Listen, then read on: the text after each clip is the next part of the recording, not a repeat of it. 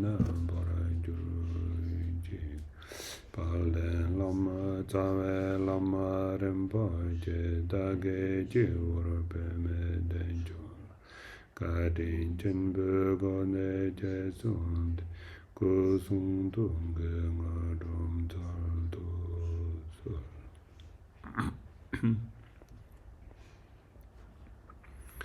Alors, bienvenue à vous toutes et tous. Merci d'être là pour cette pratique.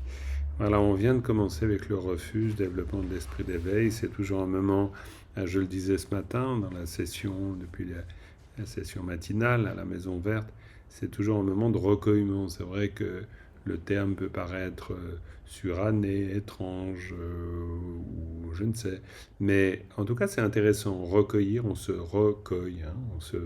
C'est comme une fleur qu'on recueillait. Voilà, on recueille quelque chose, on prend quelque chose, on le dépose quelque part. Donc, en fait, c'est nous que l'on prend, en l'occurrence. On se place quelque part, ou alors on place un souhait en soi-même, on se rassemble aussi. C'est un moment d'intention, un moment où voilà, on peut tout simplement développer cette intention d'atteindre l'éveil pour le bien de tous les êtres, sans aucune exception. Ça ne signifie pas, ou c'est pas toujours dit que ce soit très clair, effectivement. D'ailleurs, même, c'est normal que ça ne le soit pas trop. C'est petit à petit qu'on va clarifier le sens de tout cela, mais ça fait certainement partie de notre chemin spirituel, et ça fait aussi partie de ce que l'on peut s'offrir à nous-mêmes, c'est-à-dire cette possibilité intérieure de s'ouvrir à cette dimension, même si on ne la connaît pas. C'est normal. C'est comme si on disait « je veux connaître l'espace ». Bon, bah, évidemment, parti de là où nous sommes, de la surface de la Terre, c'est compliqué d'avoir une idée claire de ce qu'est l'espace. Mais la question, ce n'est pas la représentation juste.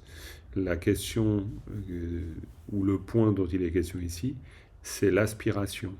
Et la pratique du souhait, c'est une pratique de l'aspiration. Évidemment, on ne sait pas quels sont les contours que prendra la forme de l'aspiration quand elle se manifeste. Mais il n'y a pas besoin de le savoir. C'est comme vouloir aller quelque part. Quand si d'une manière plus prosaïque, on veut aller au Kenya, par exemple, ça ne veut pas dire que l'on sache à quoi on s'attend. On ne peut même pas savoir à quoi on s'attend. Mais on n'a pas besoin de le savoir. De toute façon, même si de toute façon, il n'y a aucun moyen de le savoir. C'est pas possible. Même si on se gave d'images pour essayer de se préparer, on ne se préparera jamais à l'expérience complète. Et tant mieux, parce que finalement, l'aspiration, c'est nous donner la possibilité d'entrer dans quelque chose, dans une dimension, dans la rencontre avec l'expérience toujours. Donc finalement, c'est un peu ce dont il est question ici. Prendre refuge, c'est finalement cela aussi. C'est se dire que, très bien, pourquoi pas, on peut développer une dimension éveillée, libre de toute confusion. On ne sait pas encore vraiment ce que c'est, mais on s'en donne la possibilité. Rien que le fait d'aspirer à cela. Donc voilà pour ce moment important, aussi du point de vue de la motivation. Parce qu'on pourrait aussi aspirer à être le meilleur du monde, ou être le plus connu du monde, ou le plus puissant du monde. C'est possible, hein, on peut avoir toutes sortes d'aspirations. Mais la preuve, tous les êtres que nous sommes, nous avons des aspirations. Ce qui va distinguer, c'est la qualité de l'aspiration, en fait. C'est tout. Parce qu'à part ça, il n'y a que des aspirations. Un bodhisattva pleinement réalisé, une bodhisattva pleinement réalisée, c'est quelqu'un qui n'a que l'aspiration de l'accomplissement du bien d'autrui, tout simplement. Une personne ordinaire, c'est une personne qui n'a que l'accomplissement de son propre bien. Les textes classiques résument les choses ainsi. Et c'est assez intéressant, parce qu'en fait, si on y réfléchit bien, peut-être que du premier coup, on ne prend pas tout à fait la mesure de ce que ça veut dire, mais finalement, petit à petit, on peut envisager la différence. Mais le point commun, c'est qu'il y a toujours une aspiration. Et la différence, c'est toujours la qualité de l'aspiration qui va changer. Du point de vue de cette aspiration qu'on appelle bodhicitta, Shantideva en parle magnifiquement dans La marche vers l'éveil. Il en parle comme quelque chose d'extraordinairement rare, qui tout à coup, comme un éclair, déchire la nuit. c'est-à-dire comme quelque chose qui nous saisit, qui illumine tout, qui nous donne une possibilité d'entrevoir les choses autrement. Et donc, voilà, c'est c'est peut-être, comme dit Shantideva, un éclair qui déchire la nuit. Et ils disent cela parce que c'est une rupture radicale avec le monde tel qu'on l'entend aussi. Tout à coup, on voit les choses d'une autre manière à cet instant-là. Fugace pourtant. Et il y a quelque chose de l'ordre de la rupture. Tout à coup, on quitte la logique ordinaire, on entre dans une autre logique. Et on le sent dans la pratique elle-même. Parce que la pratique du calme mental, c'est aussi ça la proposition. C'est d'entrer non pas dans une logique de productivité, et pourquoi pas, mais ce n'est pas le but ici, c'est rentrer dans une logique d'écoute, dans une logique peut-être de transformation, mais surtout une logique de réalisation. Mais une réalisation qui se produit à partir de ce que nous sommes. La rencontre étant que toujours la découverte de la nature même des phénomènes mentaux. C'est pour ça que dans la tradition du Mahamudra, on insistera sur cette fameuse phrase « regarde l'essence des phénomènes mentaux ». Même si c'est, bon, pas forcément bien clair, parce que au départ, on a plein de pensées qui s'agitent en nous. Qu'est-ce que veut dire regarder l'essence de ça? Ben, bien sûr, au début on ne sait pas trop comment regarder l'essence de ça. Mais pour peut-être regarder, il faut déjà être avec. Et ça, c'est notre gros travail. Et être avec ne veut pas dire qu'on est toujours d'accord, mais ça veut dire être avec dans le sens qui sont en fait ces phénomènes mentaux. Quelle est leur nature? D'où viennent-ils? Où demeurent-ils? Où vont-ils? Qu'est-ce qui se passe en fait vraiment? C'est-à-dire comme une saine et profonde curiosité qu'on développe à l'égard de nous-mêmes. Et c'est à partir de là qu'éventuellement toutes sortes de découvertes peuvent être faites. Toute cette tradition méditative qui est certainement même plus vieille que le Bouddha, hein, mais qui est très présente dans cette tradition bouddhiste, c'est toujours une forme de recherche. Hein. Il y a un enseignement donné, bien sûr, mais il y a une expérience à laquelle on est invité tout le temps. Et cette exploration, elle se fait toujours exactement là où nous sommes, avec exactement qui nous sommes, tout le temps. Et c'est pas l'exploration d'un autre lieu, c'est pas l'exploration d'un autre être, c'est toujours une exploration qui se produit là même où nous sommes et là même avec qui nous sommes tout le temps. Donc, c'est la nature de cette démarche aussi. Et c'est pour ça que l'exercice fondamental consiste à rester. Et rester non pas d'une manière immobile, mais rester dans le sens rester coûte que coûte, même si ça ne nous plaît pas, ou même si ça nous plaît. C'est rester dans ce sens-là, d'une manière opiniâtre et douce. C'est-à-dire rester parce qu'on n'a pas de mieux à faire finalement, il n'y a pas de fuite qu'on ait besoin d'organiser, aucune, donc on peut se permettre de rester là. Donc il y a un côté opiniâtre, puis il y a quelque chose de doux parce que on reste pas avec force, on reste parce qu'on n'a pas d'autre lieu à habiter finalement. Est-ce qu'on pourrait être ailleurs? En fait, si on y pense 2 secondes. Pourrait-on, ne serait-ce qu'un instant, être hors du champ de ses pensées, être hors du champ de son expérience? C'est pas possible. Donc en fait, on est le seul lieu que l'on peut réellement habiter. Donc opiniâtre parce qu'on y est vraiment, parce qu'on décide d'y être vraiment, parce qu'on décide de découvrir ce qu'il y a à découvrir. Donc il y a quelque chose d'extraordinairement simple, et c'est cette simplicité qui est le point commun de toute cette grande tradition méditative. Les méditants ont toujours médité avec qui ils étaient et où ils étaient dans le corps qui était le leur. Ils n'ont jamais médité avec autre chose. Il n'y a pas un seul artifice qui rentre en ligne de compte, ni même la maîtrise d'un artifice. La seule maîtrise vient de la fréquentation. C'est la seule. Il n'y a pas de technique particulière.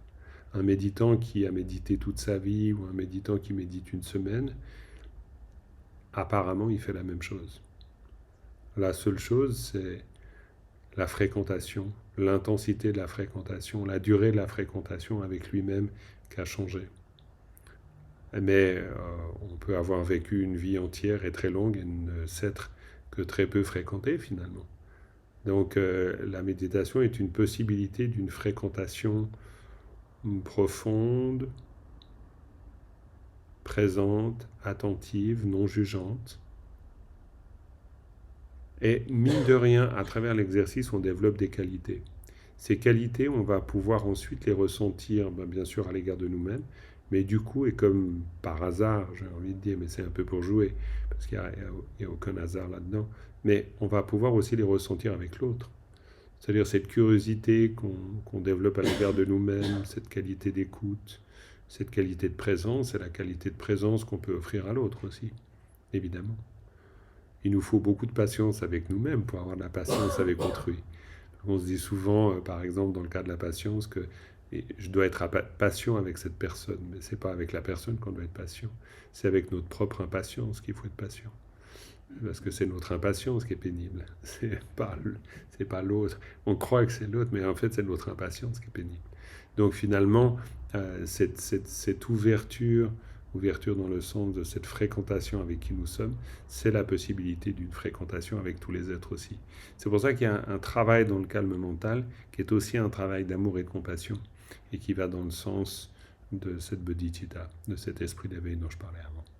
Voilà, ça c'est juste quelques mots pour introduire. Est-ce que c'est introduire? Je ne sais pas. Peut-être juste nous placer dans la bonne. Je sais pas non plus si c'est la bonne posture, mais pour nous placer dans une certaine posture, une certaine attention. Ça nous permet d'arriver aussi, tout simplement, et de nous placer. Et là maintenant, on va le faire en silence, mais dans ce même esprit. D'abord comme premier exercice.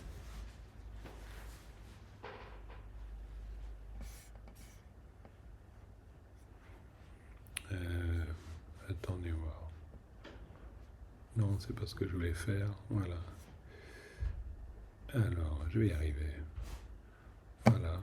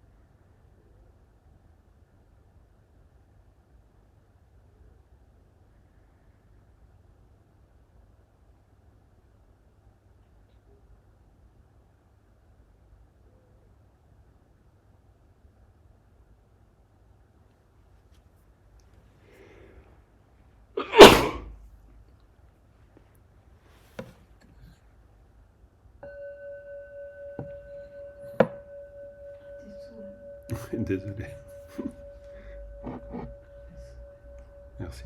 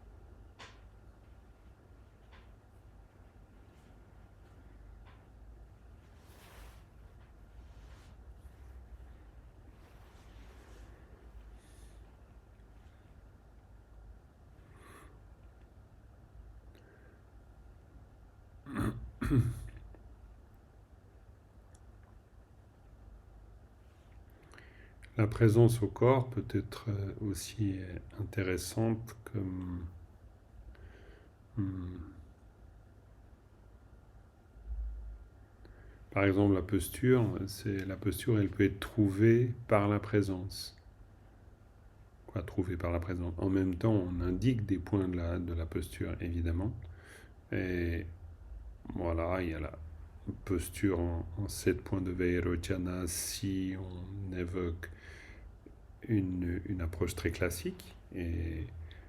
Mais sinon, de manière plus simplifiée, on parlera de la colonne vertébrale droite, des jambes, idéalement en lotus, mais franchement, disons, on va dire les jambes croisées ou alors sur une chaise, n'importe, hein, c'est très variable. Euh, mais après, on parlera de la position des yeux, la position du menton, légèrement replié sur la gorge, des épaules ouvertes, de la langue qui légèrement touche le palais, la bouche qui est légèrement entrouverte, mais dans le sens de poser telle qu'elle, c'est-à-dire les lèvres ne se serrent pas avec trop d'insistance, mais en même temps on ne médite pas avec la bouche ouverte. Le regard qui est placé à 4 doigts à partir de la pointe du nez. Voilà, ce sont des indications. Et ces indications, elles ont bien sûr leur intérêt, elles ont leur intérêt. Elles ont même un sens même profond lié aux différents souffles subtils du corps. Et puis en même temps, cette qualité de présence au corps, à l'esprit, c'est aussi un positionnement qui se trouve par, non pas tout à fait par lui-même, mais qui se trouve parce qu'on le sent. Parce que petit à petit, par exemple, même d'avoir le dos droit, c'est pas du tout une évidence. Est-ce que l'on sait si on a le dos droit ou pas? En tout cas, au départ, on peut ne pas savoir si on a le dos droit. On peut avoir envie d'ailleurs que l'on nous dise est-ce que j'ai le dos droit ou j'ai pas le dos droit. Donc comme une espèce de regard extérieur. Pardon? De toute façon, il n'est pas droit, bien sûr. Mais disons, on peut se sentir droit ou pas droit, parce qu'évidemment, on pourrait pencher en avant, pencher à gauche, pencher à droite, tout genre de choses. Mais après, peut-être, c'est justement par cette qualité de présence que l'on va pouvoir sentir comment est-ce qu'on habite cette présence du corps. Le corps lui-même dans la posture marche pas dans la tradition Kagyu, qui est une tradition méditative à laquelle on appartient, mais lui il dira même que toutes ces instructions sont contenues dans la posture, comme une espèce de yoga absolu, où si l'on tenait une posture parfaite, on serait dans ce cas-là déjà dans la disposition idéale. Parce qu'il part du principe que quand le corps est dans une bonne posture, naturellement les canaux subtils qui traversent le corps sont dans une bonne posture et naturellement les énergies, les souffles subtils eux-mêmes sont dans une bonne posture. Et donc du coup, l'esprit chevauche parfaitement les souffles. Donc voilà. Et que simplement par la posture, tout va se rassembler dans le canal central et donc il va se transformer naturellement. Toute confusion se transforme en sagesse. Donc il y a vraiment une indication, une importance grande qui est donnée à la posture. Mais en même temps, pour nous, c'est aussi une marche d'approche en elle-même, de la même manière que l'approche des pensées, l'approche du corps, de la même manière. Comment est-ce que l'on est avec le corps? Souvent, on peut avoir mal aux jambes, aux genoux, etc. On peut même avoir l'impression qu'on ne peut pas tenir la posture. Mais en fait, étonnamment, la posture, petit à petit, c'est aussi par fréquentation avec soi-même qu'elle s'assouplit. De la même manière que notre rapport à l'esprit, de la même manière que notre distraction, tout ce qui peut nous traverser. Donc le fait d'être avec nous-mêmes, encore une fois, dans cette idée de fréquentation, c'est aussi sentir le corps, mieux sentir l'esprit, lui donner de la place, se permettre de petit à petit chercher des choses, tester, voir ce qui se produit et progressivement faire que cette posture, elle soit sienne, celle que l'on habite en fait. Donc avant que ce soit... Parce qu'au départ, on peut entendre ces instructions comme des instructions à tenir. Donc par exemple une posture à tenir. Mais en fait, c'est à nous d'habiter cette posture jusqu'à ce que l'on se sente dans la posture. Et pas forcément, il y a une posture que l'on devrait tenir. C'est aussi la posture dans laquelle on va s'installer qui importe. Tout cela étant rendu possible par le fait de cette fréquentation aussi.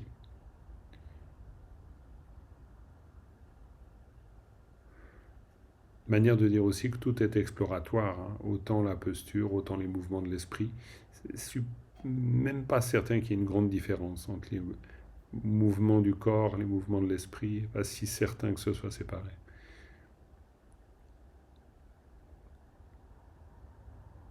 En tout cas pour nous au début, c'est vrai que c'est plus favorable pour l'exercice méditatif de méditer dans une posture dite de méditation que de méditer par exemple allongé. Mais c'est juste une question d'habitude. Ensuite, peut-être qu'un jour, quand on a une grande expérience de la nature de l'esprit, on peut méditer n'importe où et dans n'importe quelle posture. Mais bon, pour l'instant, on a besoin d'un certain cadre. Ce cadre, c'est un cadre d'exploration, justement. C'est notre petit laboratoire. Et sinon, pour l'esprit, on le place sur le support. Que le support, encore une fois, soit le mouvement du ventre qui bouge naturellement avec la respiration, que ce soit le va-et-vient du souffle, que ce soit l'image d'un Bouddha qu'on visualise devant soi, on peut le faire. Mais sinon, le va-et-vient du souffle, c'est très pratique. On reste sur cela. On reste, on part forcément, mais ensuite on revient, voilà, patiemment.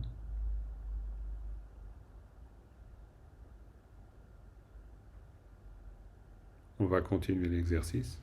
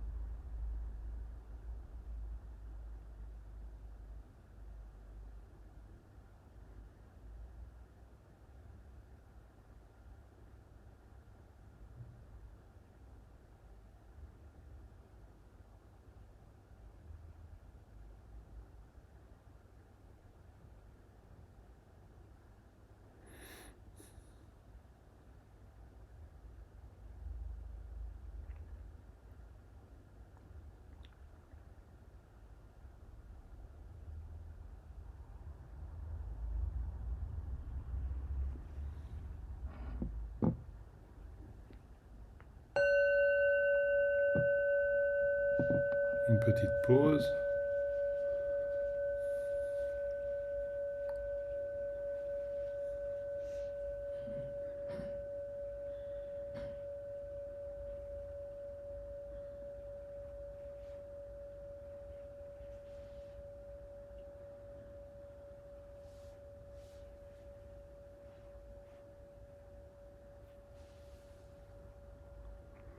Une chose extrêmement intéressante quand on observe les phénomènes mentaux, donc les pensées, la distraction, n'importe, c'est qu'en fait, souvent on pourra avoir tendance que nous sommes perturbés par quelque chose, mais c'est chaque fois notre propre création.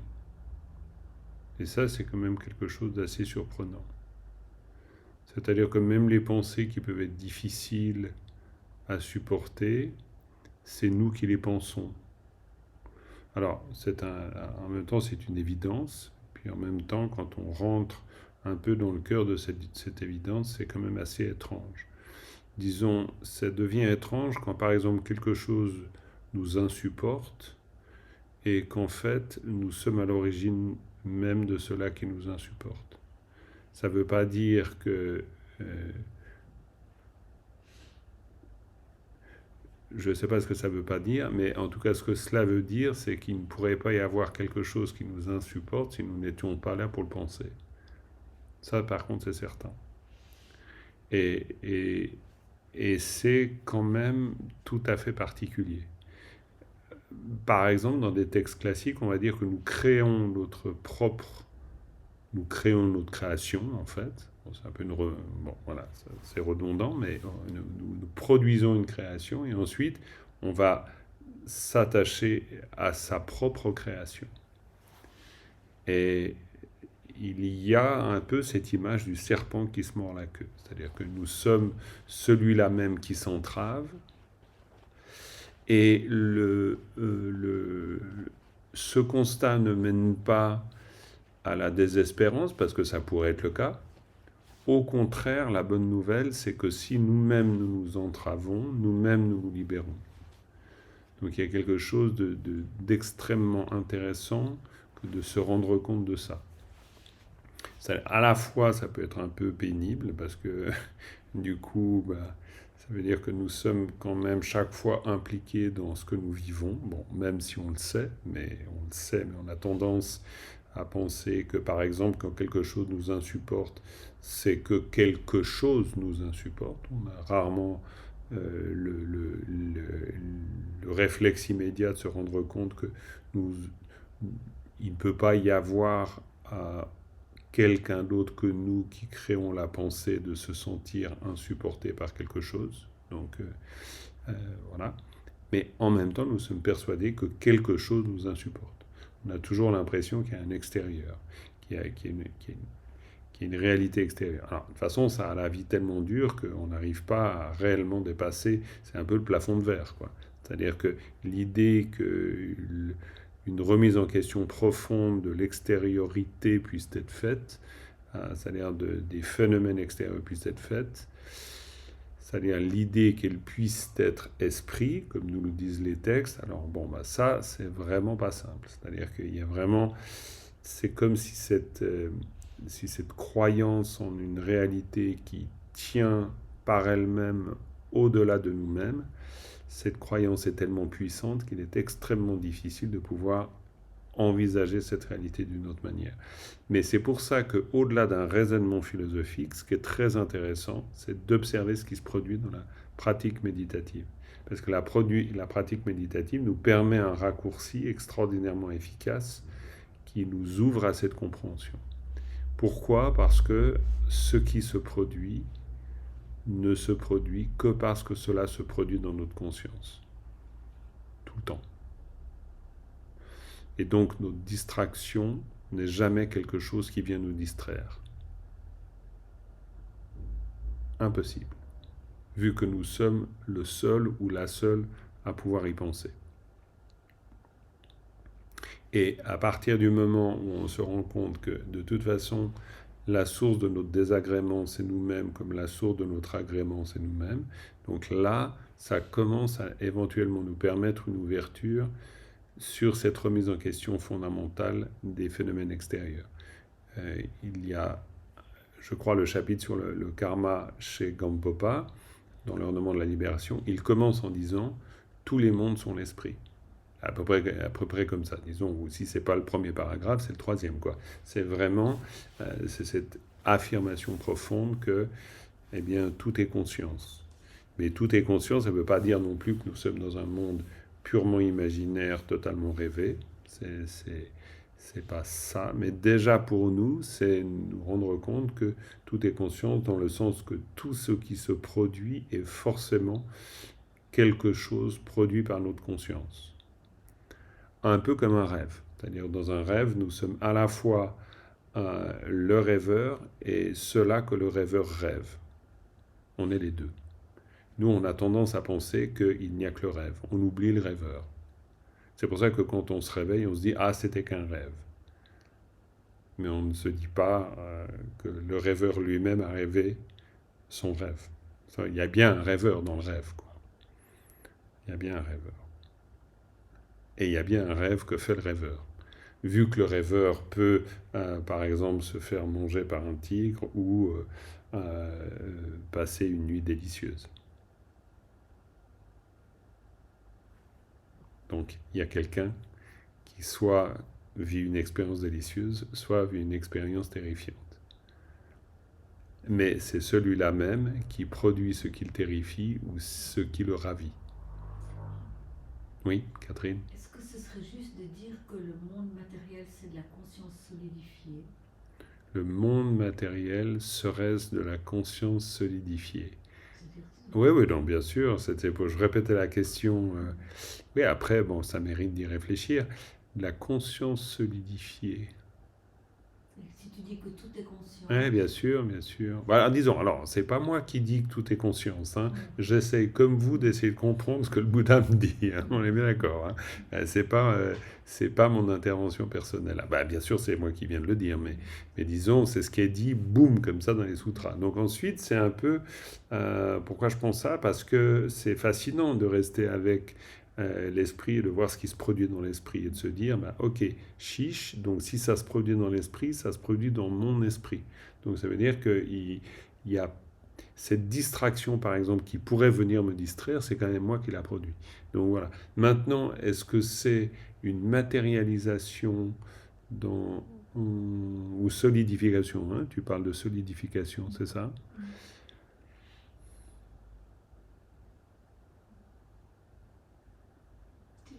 Si on prend la chose dans le sens inverse, Mm-hmm. on décompose. Oui.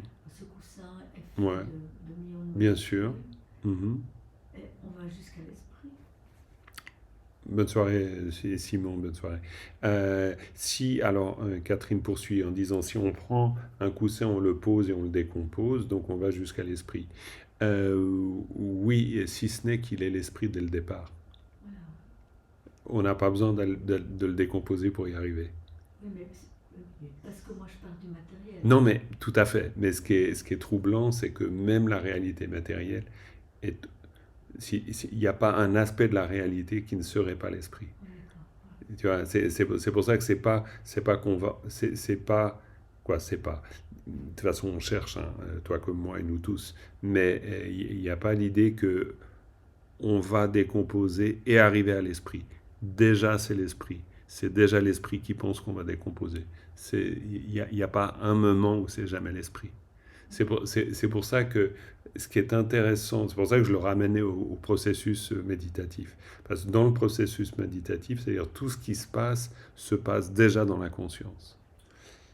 Et en même temps, c'est un peu enfoncer une porte ouverte, parce qu'évidemment, ça ne peut pas se passer ailleurs. Mais en même temps, on a toujours l'impression d'être spectateur de quelque chose. Alors qu'en fait, on est toujours déjà là, en train d'avoir produit quelque chose, sans même se rendre compte que c'est toujours nous-mêmes. Donc, par exemple, quelque chose de très matériel ou de non matériel, en fait, c'est pas certain que la question soit là. C'est-à-dire que, mais par contre, en fait, je dis ça pourquoi? Je dis ça parce que pour nous ramener à l'observation.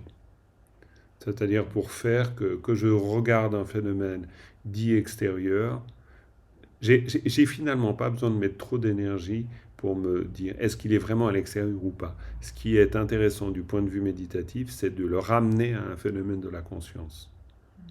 Et du coup, par exemple, dans l'exercice méditatif, je vais tout ramener à un phénomène de la conscience. C'est-à-dire, il est toujours question d'une expérience de la conscience, tout le temps. Et que cette expérience soit une expérience de distraction, que cette expérience soit une expérience de clarté, que cette expérience soit une expérience de trouble, c'est toujours l'expérience de la conscience. Et si petit à petit je m'habitue, disons c'est posé un peu comme une hypothèse, mais si petit à petit je m'habitue à ça, je change de regard à l'égard de cela que je vois. Sinon, en fait, je le perçois, même intérieurement, toujours dans les termes habituels de ma confusion ordinaire. C'est-à-dire que, par exemple, une distraction sera perçue par moi comme une distraction d'ailleurs.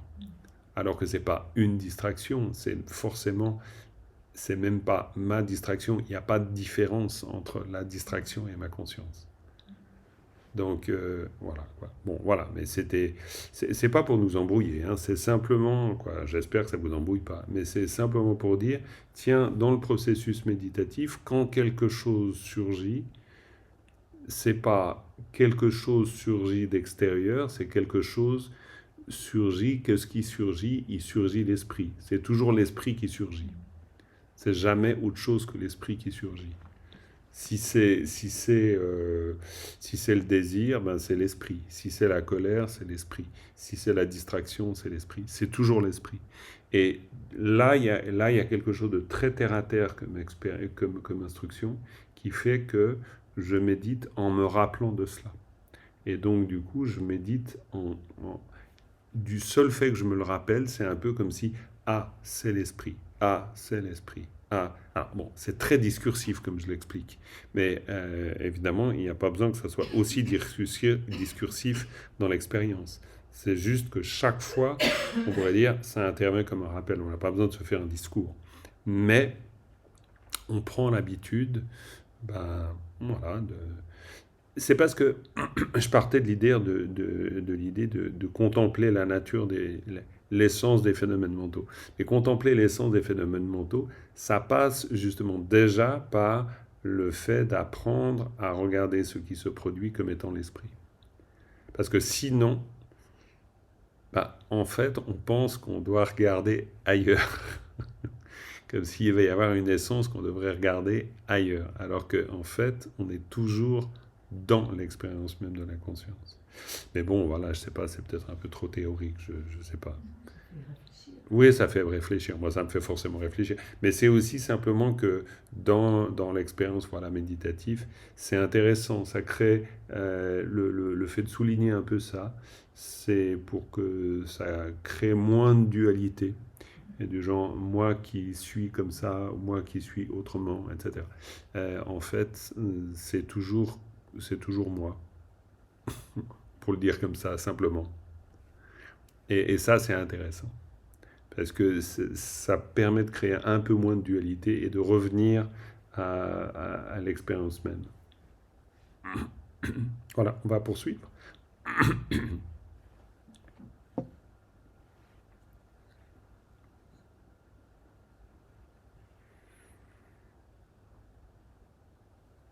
On a quand même du courage. Hein.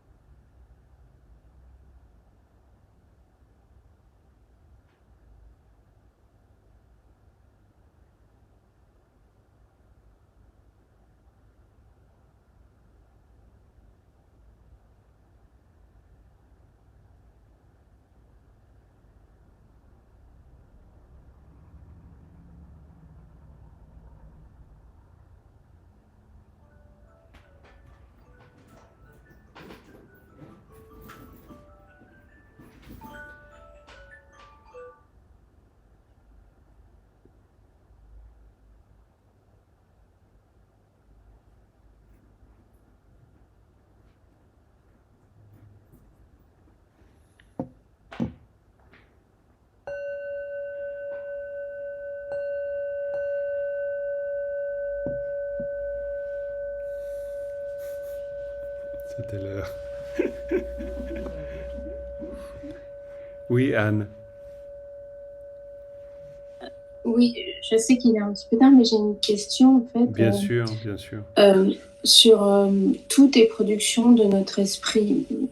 Je prends un exemple concret. Quand on voit certains gouvernements qui maltraitent leur peuple, Mhm. est-ce que on peut dire que ça, c'est la production de mon esprit, ou est-ce que c'est la colère qui peut être la conséquence de ce constat qui est la production de mon esprit? Bon, Quelle est la différence entre mhm, le constat et la conséquence sur les bien émotions? sûr. Ah, bon, de toute façon, c'est une question, effectivement, même si on avait beaucoup de temps, ce serait difficile de la traiter dans tous ces Ouais. aspects, c'est bien clair. Maintenant, peut-être avant de répondre, je pense qu'il faut poser une forme de prudence au départ, parce que le problème avec cette phrase, elle est intéressante comme exploration, elle est moins intéressante si elle évacue toutes sortes de complexités. Pourquoi? Parce que dans ce Mm. cas, on pourrait se dire, ah bah c'est toujours l'esprit, et puis donc les pires choses sont l'esprit, et puis finalement ça résout rien. Donc, il faut un peu se méfier de ce genre de phrase parce que elle peut apparaître elle peut se présenter comme apparemment facile, comme si ça simplifiait tout. C'est l'esprit, mais en fait, bon, ça, si on l'utilise comme ça ne veut pas dire grand-chose. Elle devient plus intéressante dès lors que on la pose en fait comme une question. Euh, et, et c'est un peu ce que vous faites dans ce cas, et c'est plus intéressant comme ça. C'est plutôt de se dire en quoi c'est l'esprit, c'est-à-dire en quoi les situations que je rencontre peuvent être l'esprit. Alors en plus, dans le cas d'une situation catastrophique. Alors, ce qui est intéressant peut-être dans une situation d'extrême violence ou de souffrance, etc., c'est pas du tout une phrase qu'on va utiliser pour se mettre à l'extérieur de cette situation du genre que l'on pourrait par exemple infliger à l'autre en disant de toute façon c'est que dans ton esprit. Ça, il faudrait faire extrêmement attention à ce genre de choses. Quoi, c'est pas il faudrait, il faut. Il faut faire extrêmement attention à ce genre de choses parce qu'une personne qui subit une violence, que ce soit celle d'un gouvernement, d'une situation de guerre, de quelqu'un, etc., c'est d'abord et avant tout une personne qui souffre. Donc, lui dire c'est juste ton esprit, c'est vraiment beaucoup trop facile. Ça marche pas. C'est-à-dire, en fait, on évacue dans ce cas-là sa propre interaction avec la situation. C'est un peu comme si finalement on, on se mettait totalement à l'extérieur, alors que la situation nous touche, la situation est une situation souffrante, douloureuse, et elle appelle autant de compassion que de réflexion sur l'éventualité que ce soit l'esprit. Quand on dit c'est l'esprit du point de vue bouddhiste, ça n'évacue justement jamais la dimension de compassion, la dimension de bienveillance, jamais en aucun cas en fait. Et pourquoi? Parce que justement au contraire, quand on dit c'est l'esprit, on va dire par exemple une chose assez extrême, on dira dans les textes classiques que les domaines des enfers, pour prendre cet exemple, on n'est pas toujours à l'aise avec ce genre de phrases et d'exemples, mais ils sont intéressants malgré tout, c'est que les enfers, il y a une citation de Nagarjuna qui dit, mais d'où viennent-ils? Je crois que c'est Nagarjuna, d'où viennent-ils? D'où viennent ces surfaces de métal brûlantes, etc. Et la réponse, c'est l'esprit des personnes qui le subissent. Et encore une fois, c'est pas pour dire ah ben donc ils ont créé leur propre malheur. C'est pas comme ça. On utilise cette phrase pour dire en fait les réalités dans lesquelles nous sommes, d'une certaine façon, nous y participons toujours. Alors le problème, c'est exactement comme dans l'esprit. C'est-à-dire nous participons à cela qui nous torture, pourrait-on dire. C'est-à-dire que nous participons, par exemple, aux phénomènes mentaux qui s'élèvent dans notre esprit, vu que c'est notre création, et ensuite on va s'y attacher, c'est-à-dire finalement on peut très bien souffrir de ce que nous-mêmes nous avons produit. Et là, ça peut devenir un peu plus intéressant. C'est-à-dire que, par exemple, une situation douloureuse, c'est une manière de nous dire que nous y participons du fait de la manière dont on s'engage avec ce que l'on perçoit. Mais c'est plutôt utile dès lors que justement ça nous ramène à un statut d'acteur, où par exemple la personne ennemie ou dite ennemie, alors évidemment, une fois que la situation elle est devenue très concrète, il y a effectivement quelqu'un qui nous en veut, mais cette situation-là ne vient pas de nulle part. C'est-à-dire cette situation-là, elle est à la fois créée par ce que je produis et ce que l'autre produit. Il y a une forme d'illusion partagée, de création de situations partagées, et qui devient, une fois que ça s'est matérialisé, qui devient alors extraordinairement douloureuse. Mais c'est pour dire que le point de départ de cette situation-là, c'est une confusion. Quand on dit c'est l'esprit, c'est une manière de dire ça reste illusoire. C'est-à-dire qu'il n'y a pas une réalité absolue et définitive à cela. C'est quelque chose qui est aussi transitoire, qui fait que, 10 ans après, cette situation aura complètement évolué et aura totalement changé. C'est pour ça qu'heureusement, les pires ennemis peuvent devenir les plus grands amis. C'est envisageable. Il peut y avoir des conflits, même territoriaux en Europe. On les a vécus, Deuxième Guerre mondiale, 50 ans après. Bon, évidemment, il y a eu une transformation complète. C'est juste pour dire que les situations sont jamais établies d'une manière absolue. Et la matérialisation de, par exemple, ce qui est notre ennemi ou pas, c'est une matérialisation rendue possible aussi par notre propre intervention. Mais il faut juste faire très attention parce que faut faire attention avec la culpabilisation et avec le problème de la déresponsabilisation aussi, avec ces deux problèmes majeurs. C'est-à-dire, dire ça, ça ne donne jamais la responsabilité totale à la personne qui souffre, parce que sinon ce serait terrifiant. C'est-à-dire ce serait du genre, ben, c'est ton problème. Et puis ça n'irait pas. Pourquoi? Parce que ben non, ça ne se réduit pas à être le problème de quelqu'un.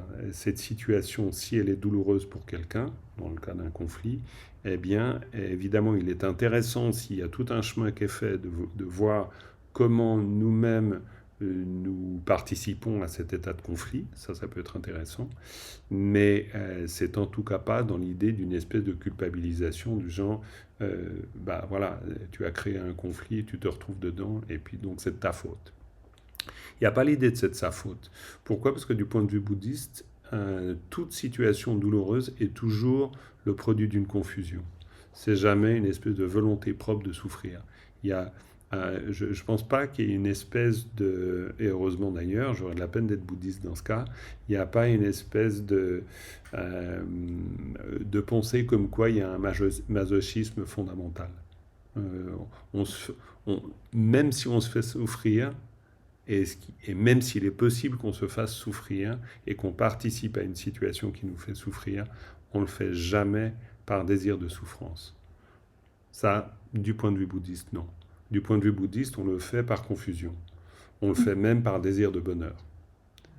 Et c'est même le paradoxe absolu. C'est-à-dire, c'est pour ça que le Bouddha pose comme base fondamentale de notre fonctionnement le souhait d'être heureux et le souhait de ne pas souffrir.